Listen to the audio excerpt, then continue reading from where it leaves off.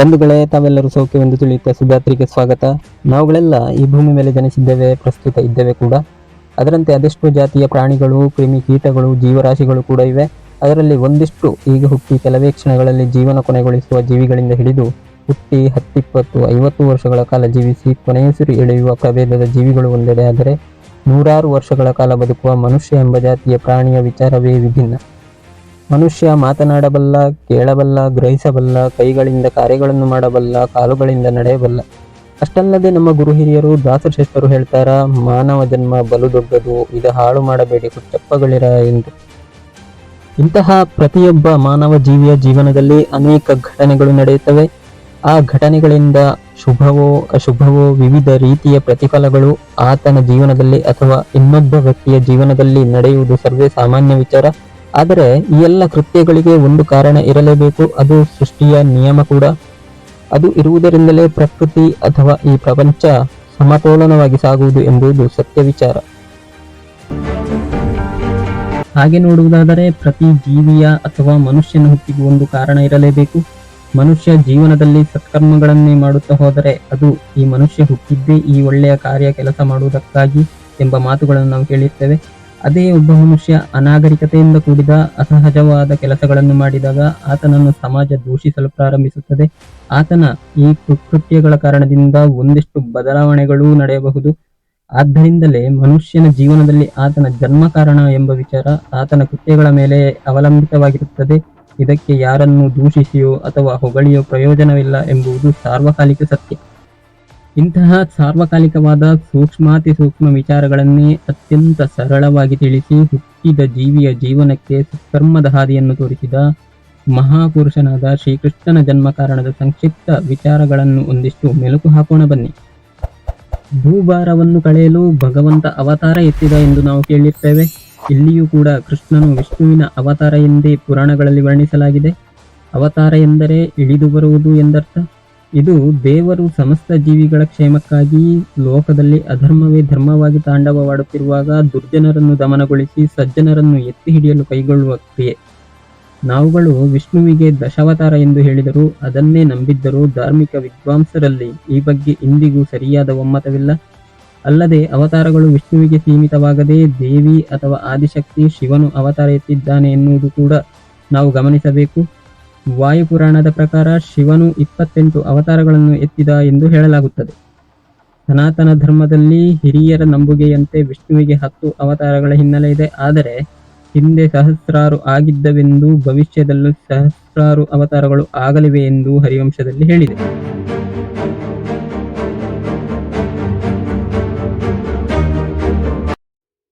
ಮತ್ಸ್ಯಾವತಾರ ಮೊದಲನೆಯ ಅವತಾರವಾದರೆ ಎರಡನೆಯ ಅವತಾರವೇ ಕೂರ್ಮಾವತಾರ. ಹೀಗೆ ಕ್ರಮವಾಗಿ ವಾರಾಹ, ನರಸಿಂಹ, ವಾಮನ, ಪರಶುರಾಮ, ರಾಮ ಅವತಾರವಾಗಿ ಬರುವ 8ನೆಯ ಅವತಾರವೇ ಇಂದು ಹೇಳ ಹೊರಟಿರುವ ಕೃಷ್ಣಾವತಾರ. ಅಸುರ ಸದೃಶರಾದ ಮದಿಷ್ಠ ಅರಸರನ್ನೆಲ್ಲ ತನ್ನವರೆನ್ನದೆ ಅನ್ಯರನ್ನೆದೆ ಕೊಂದು ಸಾಮಾನ್ಯ ಜನಕ್ಕೆ ಕ್ಷೇಮದ ಅಮೃತ ಉಣಿಸಿದ ದೈತ್ಯಾಂತಕನೇ ಈ ಶ್ರೀಕೃಷ್ಣ. ಈತನೇ ವಾಸುದೇವ, ವಸುದೇವ, ಮಹಾಭಾರತದ ದಿವ್ಯ ಪುರುಷ, ಭಾಗವತ ಧರ್ಮದ ಅಧಿದೈವ. ಹಿಂದೆ ಬ್ರಹ್ಮನ ಮಾನಸ ಪುತ್ರರಾದ 4 ಕುಮಾರರು ಸನಕ, ಸನಂದನಾನ್, ಸನಾತನ ಮತ್ತು ಸತ್ಕುಮಾರರು ವಿಷ್ಣುವನ್ನು ನೋಡಲು ವೈಕುಂಠಕ್ಕೆ ಭೇಟಿ ನೀಡುತ್ತಾರೆ. ಅವರ ತಪಸ್ಸಿನ ಬಲದಿಂದಾಗಿ 4 ಕುಮಾರರು ವಯಸ್ಸಾಗಿದ್ದರೂ ಕೇವಲ ಮಕ್ಕಳಂತೆಯೇ ಕಾಣುತ್ತಾರೆ. ವೈಕುಂಠದ ದ್ವಾರಪಾಲಕರಾದ ಜಯ ಮತ್ತು ವಿಜಯರು ಈ ಕುಮಾರರನ್ನು ಮಕ್ಕಳೆಂದು ಭಾವಿಸಿ ದ್ವಾರದಲ್ಲಿ ಅಡ್ಡಿಪಡಿಸಿ ವಿಷ್ಣುವು ವಿಶ್ರಾಂತಿ ಪಡೆಯುತ್ತಿದ್ದರೆ ಮತ್ತು ಅವರನ್ನು ಈಗ ನೋಡಲು ಸಾಧ್ಯವಿಲ್ಲ ಎಂದು ಹೇಳಿಯೇ ಬಿಡುತ್ತಾರೆ. ಇದರಿಂದ ಸಿಟ್ಟಿಗೆದ್ದ ಬ್ರಹ್ಮನ ಪುತ್ರರು ಈ ಜಯ ವಿಜಯರು ಭೂಮಿಯಲ್ಲಿ ಜನಿಸಿ ಅಲ್ಲಿ ಕಾಮ, ಕ್ರೋಧ, ಲೋಭದ ದೋಷಗಳನ್ನು ಜಯಿಸಬೇಕು ಮತ್ತು ನಂತರ ಶುದ್ಧವಾಗುವಂತೆ ಶಾಪ ನೀಡುತ್ತಾರೆ. ಜಯ ವಿಜಯರು ವಿಷ್ಣುವಿನೊಂದಿಗೆ ಶಾಪವನ್ನು ತೆಗೆಯುವಂತೆ ಬೇಡಿದಾಗ ಇದು ಅಸಾಧ್ಯ, ಆದರೆ ನಿಮಗೆರಡು ಆಯ್ಕೆಗಳನ್ನು ನೀಡುತ್ತೇನೆ. ಒಂದೋ ನೀವು 7 ಜನ್ಮಗಳಲ್ಲಿ ಸಜ್ಜನರಾಗಿ ನನ್ನನ್ನು ಸೇರಬೇಕು, ಇಲ್ಲವಾದಲ್ಲಿ 3 ಜನ್ಮಗಳಲ್ಲಿ ದುರ್ಜನರಾಗಿ ನನ್ನನ್ನು ಸೇರಬೇಕು ಎಂದಾಗ ಜಯ ವಿಜಯರು 7 ಜನ್ಮಗಳಲ್ಲಿ ನಿನ್ನನ್ನು ನೋಡದೇ ಇರುವುದು ಅಸಾಧ್ಯ, ಕೆಟ್ಟವರಾದರೂ ಅಡ್ಡಿಯಿಲ್ಲ, 3 ಜನ್ಮಗಳಲ್ಲಿ ನಿನ್ನನ್ನು ಸೇರುವಂತಾಗಲಿ ಎಂದು ಹೇಳಿ 2ನೇ ಆಯ್ಕೆಯನ್ನು ಆರಿಸಿದರು. ಹೀಗೆ ಬ್ರಹ್ಮನ 4 ಕುಮಾರರ ಶಾಪದಿಂದಾಗಿ ಜಯ ವಿಜಯರು ವಿಷ್ಣುವಿನ ವಿವಿಧ ಅವತಾರಗಳಿಂದ ಕೊಲ್ಲಲ್ಪಡುವ ಮರ್ತ್ಯರಾಗಿ ಬಹು ಜನ್ಮಗಳಿಗೆ ಒಳಗಾಗಬೇಕಾಯಿತು. ಅವರು ಸತ್ಯಯುಗದಲ್ಲಿ ಹಿರಣ್ಯಕಶ್ಯಪು ಮತ್ತು ಹಿರಣ್ಯಾಕ್ಷರಾಗಿ, ತ್ರೇತಾಯುಗದಲ್ಲಿ ರಾವಣ ಕುಂಭಕರ್ಣರಾಗಿ, ಅಂತಿಮವಾಗಿ ದ್ವಾಪರ ಯುಗದಲ್ಲಿ ಶಿಶುಪಾಲ ಮತ್ತು ದಂತವಕ್ರರಾಗಿ ಭೂಮಿಯ ಮೇಲೆ ಜನ್ಮ ತಾಳಿದರು ಎಂಬುದು ಶ್ರೀಕೃಷ್ಣನ ಜನ್ಮ ಕಾರಣಕ್ಕಿರುವ ಹಿನ್ನೆಲೆಯಾಗಿದೆ. ಕೃಷ್ಣನ ಸೋದರ ಮಾವನಾದ ಕಂಸನಿಗೆ ಕೃಷ್ಣನ ಜನನವಾದಾಗ ನಿನ್ನ ಸಾವು ಎಂಬ ಅಶರೀರವಾಣಿಯಾಗಿತ್ತು. ಸ್ವಂತ ತಂಗಿಯ ಮಗನಿಂದಲೇ ತನ್ನ ಸಾವು ಎಂಬುದನ್ನು ಸಹಿಸದೆ ತನ್ನ ತಂಗಿ ಭಾವಂದಿರನ್ನು ಬಂಧಿಸಿ ಸೆರೆಮನೆಯೊಳಗೆ ಕೂಡಿ ಹಾಕಿದ್ದ ಕಂಸ. ಹೀಗೆ ದೇವಕಿ ವಸುದೇವರಿಗೆ ಜನಿಸಿದ 7 ಮಕ್ಕಳನ್ನು ಜನನವಾದ ಕೂಡಲೇ ಕೊಂದು ಮುಗಿಸಿದ್ದ ಕಂಸ.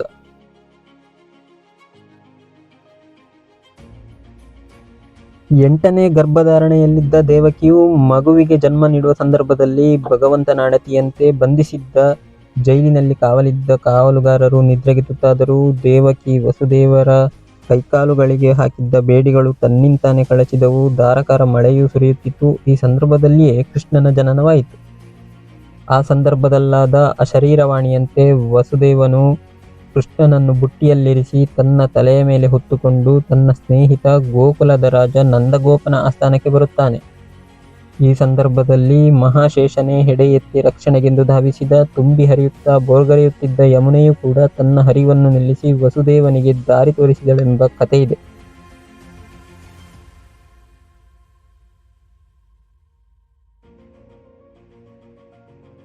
ನಂದಗೋಪನ ಮಡದಿಯಾದ ಯಶೋದೆಯು ಜನ್ಮವಿತ್ತ ಮಗುವನ್ನು ತಾನು ಪಡೆದುಕೊಂಡು ಕೃಷ್ಣನನ್ನು ಯಶೋದೆಯ ಮಗ್ಗುಲಲ್ಲಿ ಮಲಗಿಸಿ ತಾನು ತಂದ ಮಗುವನ್ನು ದೇವಕಿಯ ಪಕ್ಕದಲ್ಲಿರಿಸಿದ. ಇತ್ತ ಕಂಸ ಈ ಮಗುವನ್ನು ದೇವಕಿಗೆ ಜನಿಸಿದ ಮಗುವೆಂದೇ ಭಾವಿಸಿ ಆ ಮಗುವಿನ ಕಾಲು ಹಿಡಿದು ತಲೆಯನ್ನು ನೆಲಕ್ಕೆ ಅಪ್ಪಳಿಸಲು ಮುಂದಾದಾಗ ಆ ಮಗುವು ಕಂಸನ ಕೈಯಿಂದ ತಪ್ಪಿಸಿ ಚಂಗನೆ ಆಕಾಶಕ್ಕೆ ನೆಗೆದು, ಕಂಸ, ನಿನ್ನನ್ನು ಕೊಲ್ಲುವವನ ಜನನ ಈಗಾಗಲೇ ಆಗಿದ್ದು ಆತ ಸುರಕ್ಷಿತವಾದ ಜಾಗದಲ್ಲಿ ಬೆಳೆಯುತ್ತಿದ್ದಾನೆ ಎಂದು ತಿಳಿಸಿ ಅದೃಶ್ಯವಾಯಿತು. ಅಲ್ಲಿಗೆ ವಿಧಿಯನ್ನು ಮೀರಿ ಬದುಕಲು ಯಾರಿಗೂ ಸಾಧ್ಯವಿಲ್ಲ ಎನ್ನುವ ವಿಚಾರ ಈ ಕಥೆಯಲ್ಲಿ ಮತ್ತೆ ಸಾಬೀತಾದಂತಾಯಿತು. ಇತ್ತ ಕಂಸ ತನಗೆ ಎದುರಾಗುವ ಸಾವನ್ನು ಕ್ಷಣ ಕ್ಷಣವೂ ಚಿಂತಿಸಿ ದಿನಗಳನ್ನು ಎದುರು ನೋಡುತ್ತಿದ್ದ. ಸ್ನೇಹಿತರೆ, ಕೃಷ್ಣ ಚಂದ್ರವಂಶದ ಯಾದವ ಕ್ಷತ್ರಿಯ ಪಂಗಡಕ್ಕೆ ಸೇರಿದವನೆಂದು ಮನುವಿನಿಂದ 24ನೆಯ ತಲೆಯವನೆಂದು ಪುರಾಣಗಳಿಂದ ತಿಳಿದು ಬರುತ್ತದೆ. ಯಾದವರು ಸೂರ್ಯವಂಶದವರೆಂದು ಪುರಾಣಗಳಿಂದ ತಿಳಿದು ಬರುತ್ತದೆ. ಯಾದವರು ಸೂರ್ಯವಂಶದವರೆಂದು ಹರಿವಂಶವು ಹೇಳುತ್ತದೆ. ಎಂದರೆ ಶ್ರೀಕೃಷ್ಣ ಈ 2 ಪ್ರಸಿದ್ಧ ವಂಶಗಳಿಗೂ ಸೇರಿದವನೆಂದು ಹಾಗಾಯಿತು. ಭಾಗವತ ಪುರಾಣದ ಪ್ರಕಾರ ಶ್ರೀಕೃಷ್ಣ ಸುಮಾರು 5000 ವರ್ಷಗಳ ಕೆಳಗೆ ಹುಟ್ಟಿದನೆಂದು, 125 ವರ್ಷಗಳ ಕಾಲ ಜೀವಿಸಿದ್ದನೆಂದು ತಿಳಿದು ಬರುತ್ತದೆ. ಮಹಾಭಾರತದ ಪ್ರಕಾರ ಶ್ರೀಕೃಷ್ಣ ಅರ್ಜುನನಿಗಿಂತ 3 ತಿಂಗಳು ದೊಡ್ಡವ, ಅರ್ಜುನ ಯುಧಿಷ್ಠಿರನಿಗಿಂತ 2 ವರ್ಷ, ಭೀಮನಿಗಿಂತ 1 ವರ್ಷ ಚಿಕ್ಕವ, ಧರ್ಮರಾಜ 108 ವರ್ಷ ಬದುಕಿದ್ದ. ಆದ್ದರಿಂದ ಕೃಷ್ಣನ ಜೀವಿತ ಕಾಲ 105 ರಿಂದ 106 ವರ್ಷಕ್ಕೆ ಇಳಿಯುತ್ತದೆ. ಇತ್ತ ಅದೇ ಸಮಯದಲ್ಲಿ ವಸುದೇವನ ಇನ್ನೊಬ್ಬಳು ಮಡದಿಯಾದ ರೋಹಿಣಿ ಬಲರಾಮನೆಂಬ ಶಿಶುವನ್ನು ಹಡೆದಳು. ನಂತರ ಕೃಷ್ಣ ಬಲರಾಮರು ತುಂಬಾ ಅನ್ಯೋನ್ಯತೆಯಿಂದ ಬೆಳೆದು ಮಹತ್ಕಾರಗಳನ್ನು ಎಸಗುತ್ತಾ ದೇವಾಂಶ ಸಂಭೂತರೆನಿಸಿ ಬಾಳಿದರು. ಶ್ರೀಕೃಷ್ಣ ಬಹು ಮನೋಹರ ಮೂರ್ತಿ. ಆತನ ಮೈ ಬಣ್ಣ ಅಸಾಧಾರಣವಾದ ಶ್ಯಾಮವರ್ಣ. ಆತ ಬಹು ಸುಂದರ, ದೃಢಗಾತ್ರ, ತೇಜಸ್ವಿ, ಮಹಾಬಲಶಾಲಿ, ಏತಕ್ಕೂ ಅಂಜದ ದಿಟ್ಟ, ಉಪಾಯ ಕುಶಲಿ, ವನಮಾಲಿಯು, ಪೀತಾಂಬರಧಾರಿಯು, ಬರ್ಹಿಪಿಂಚಾವತುಸನು ಆದ ಆತನನ್ನು ಕಂಡರೆ ಮರಳುಗೊಳ್ಳದವರೇ ಇಲ್ಲ. ಜೊತೆಗೆ ಕೊಳಲು ಬಾರಿಸುವುದರಲ್ಲಿ ಅದ್ವಿತೀಯ ಪರಿಣಿತಿಯನ್ನು ಹೊಂದಿ ತಾನಿಚ್ಛಿಸಿದ ರಾಗಭಾವಗಳನ್ನು ಕೇಳುವವರ ಹೃದಯದಲ್ಲಿ ಆತ ಉಕ್ಕಿಸುತ್ತಿದ್ದ. ಶ್ರೀಕೃಷ್ಣ ವೃಂದಾವನದಲ್ಲಿದ್ದುದು ಕೇವಲ 11 ವರ್ಷಗಳ ಮಾತ್ರ ಎನ್ನುತ್ತವೆ ಪುರಾಣಗಳು. ಬೃಂದಾವನವನ್ನು ತೊರೆದಾಗ ಇನ್ನು ಕಿಶೋರ, ಗೊಲ್ಲರ ನಡುವೆ ಆತ ಸೊಂಪಾಗಿ ಬೆಳೆದು ತರುಣನಂತೆ ಕಂಡಿರಬಹುದು. ಗೋಪಸ್ತ್ರೀಯರಿಗೆ ಆತನ ರೂಪವನ್ನು ಕಂಡು ಕಾಮವೂ ಹುಟ್ಟಿರಬಹುದು. ಆದರೆ ಆತನ ಪ್ರೀತಿ ವರ್ತನೆ ಬೇರೆ ತರದ್ದು. ತನ್ನ ರೂಪಕಾಂತಿಗಳಿಂದ ಎಲ್ಲರ ಮನಸ್ಸನ್ನು ಅಪಹರಿಸಿದ ಜಾಯಮಾನ ಆತನದು. ಆತನನ್ನು ಕಾಮಿಸುವುದು ಕಾಮವಲ್ಲ. ಮೊದಲು ಆ ರೂಪದಲ್ಲಿ ತೋರಿದರೂ ಅದು ಪ್ರೇಮವಾಗಿ ಪರಿಣಾಮ ಹೊಂದುತ್ತಿತ್ತು. ಮಥುರೆಗೆ ಪ್ರಯಾಣ ಬೆಳೆಸಿದ ಶ್ರೀಕೃಷ್ಣ ಅಲ್ಲಿ ತನ್ನ ಅವತಾರಕ್ಕೆ ಕಾರಣೀಕರ್ತರಾದ ಶಿಶುಪಾಲ, ದಂತ ವಕ್ರರನ್ನು, ಸೋದರ ಮಾವ ಕಂಸನನ್ನು ಸಂಹರಿಸುತ್ತಾನೆ. ಅಧರ್ಮಿಗಳನ್ನು ಶಿಕ್ಷಿಸುತ್ತಾನೆ. ಮುಂದೆ ತನ್ನ ತಂದೆ ತಾಯಿಗಳನ್ನು ಸೆರೆಯಿಂದ ಬಿಡಿಸುತ್ತಾನೆ. ಪಾಂಡವರ ಸ್ನೇಹ, ಕುರುಕ್ಷೇತ್ರ, ಧರ್ಮ ಸಂಸ್ಥಾಪನೆ ಇದೆಲ್ಲ ಮುಂದೆ ಬರುವ ವಿಚಾರಗಳು. ಮಹಾಪ್ರಾಜ್ಞನಾದ ಭೀಷ್ಮನಿಂದ ಪೂಜಿತನಾದ ಶ್ರೀಕೃಷ್ಣನನ್ನು ಬರೀ ಐತಿಹಾಸಿಕ ಮಹಾಪುರುಷನನ್ನಾಗಿ ಭಾವಿಸಿದರೆ ನಮಗೆ ನಾವೇ ಅಪಚಾರ ಮಾಡಿಕೊಂಡಂತಾಗುತ್ತದೆ. ತನ್ನ ಕಾಲದಲ್ಲಿ ಆತ ದೇವರೆಂದು ಪರಿಗಣಿತನಾಗಿದ್ದನೆಂಬ ಅಂಶ ಆತನಿಗೆ ರಾಜಸೂಯ ಯಾಗದಲ್ಲಿ ಸಂದ ಅಗ್ರಪೂಜೆಯಿಂದ ವಿದಿತವಾಗುತ್ತದೆ. ಈ ದಿವ್ಯ ಪುರುಷನೊಡನೆ ಆ ಕಾಲದ ಎಲ್ಲ ಜನರು ಒಂದಿಲ್ಲೊಂದು ತೆರದಲ್ಲಿ ಸಂಬಂಧವನ್ನು ಕಲ್ಪಿಸಿಕೊಂಡಿದ್ದರು. ಗೋಪಿಗಳು ಕಾಮದಿಂದ, ಕಂಸ ಭಯದಿಂದ, ಶಿಶುಪಾಲ ಮೊದಲಾದವರು ದ್ವೇಷದಿಂದ, ವೃಷ್ಣಿಗಳು ಬಾಂಧವ್ಯದಿಂದ, ಪಾಂಡವರು ಸಖ್ಯದಿಂದ, ಮಿಕ್ಕ ಸಾಧು ಸಂತರಾದಿಯಾಗಿ ಸಮಸ್ತರು ಭಕ್ತಿಯಿಂದ ಭಗವಾನ್ ಶ್ರೀಕೃಷ್ಣನಿಗೆ ಸಂಬಂಧರಾಗಿದ್ದರು ಎನ್ನುತ್ತದೆ ಭಾಗವತ.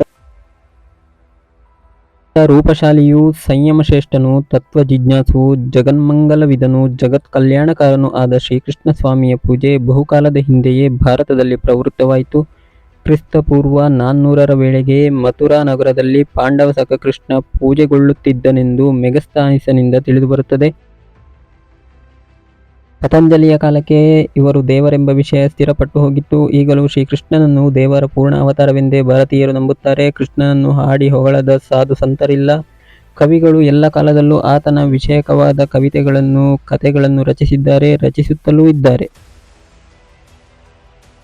ವಿಚಾರಿತವೂ ಆಚರಣೀಯವೂ ಆದ ಆತ್ಮವೃದ್ಧಿಕರ ಉಪದೇಶವನ್ನು ಕೃಷ್ಣ ಸ್ವ ಅನುಭವದಿಂದ ನಿರೂಪಿಸುವುದರಿಂದ ಭಗವದ್ಗೀತೆ ಎಂಥ ಸೂಕ್ಷ್ಮಾತಿ ಸೂಕ್ಷ್ಮನಿಗೂ ಹಿಡಿಸುತ್ತದೆ. ಆತನ ಸ್ಮರಣೆಯಿಂದ ನಮಗೆ ಲಭಿಸುವುದು ಸೈರಣೆ ಹಾಗೂ ಪ್ರೇಮಲ ಕೋಮಲ ಸಂತುಷ್ಟಿಯ ಮನೋಭಾವ. ಕ್ಷತ್ರಿಯರಿಗೆ ದುರ್ಲಭವಾದ ಸಾಮಾನ್ಯ ಸರಳ ಜೀವಿಗಳ ಸಂಪರ್ಕ ಹೀಗೆ ಶ್ರೀಕೃಷ್ಣನಿಗೆ ದೊರೆತದ್ದು ಆತನಿಗೂ ಭಾರತದ ಜನಕ್ಕೂ ಒಂದು ಮಹಾಭಾಗ್ಯ ಎನ್ನಬೇಕು.